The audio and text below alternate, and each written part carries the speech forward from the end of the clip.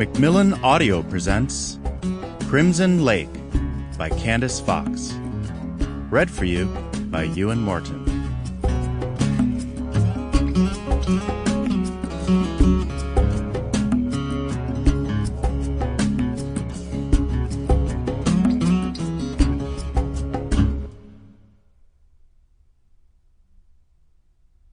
Prologue. I was having some seriously dark thoughts when I found Woman. The only company I'd had in a month was my gun, and they start to talk to you after a while. Guns, if you're alone with them long enough. The weapon watched me with its black eye as I rattled around the bare house.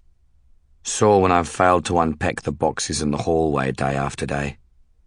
It lay on its side and judged my drinking. Halfway down a bottle of wild turkey one night, I started asking the gun what its fucking solution to everything was if it was so smart.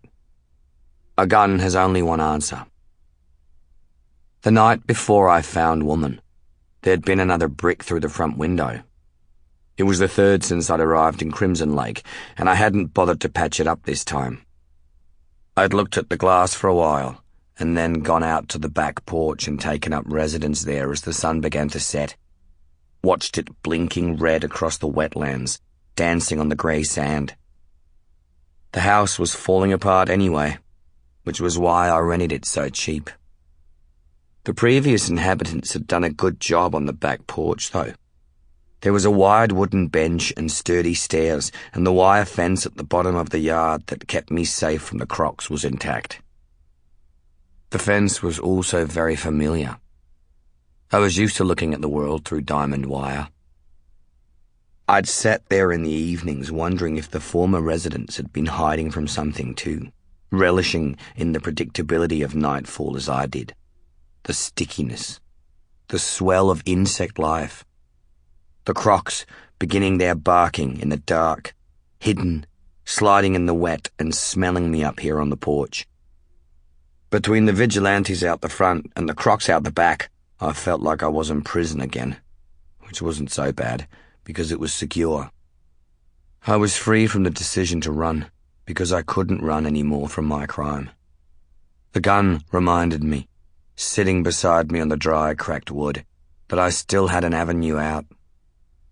I was just looking at the weapon and agreeing a little, and swigging the last remnants of the bourbon, when I heard the bird down near the fence.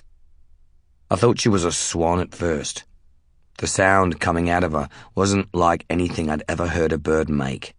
A kind of coughing squeak, like she had a rock in her throat.